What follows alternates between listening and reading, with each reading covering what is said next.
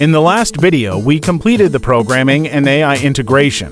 Now, it's time to test our smart assistant robot and make improvements. Place the robot on a flat surface and turn on the power.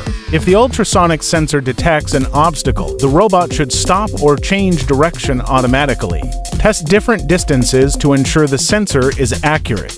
If you added a voice module, try giving voice commands. Check how the robot responds. If it's not consistent, adjust your code or sensitivity levels. You can further enhance your robot by adding new features like line-following sensors, camera-based object recognition, or Wi-Fi connectivity for remote control.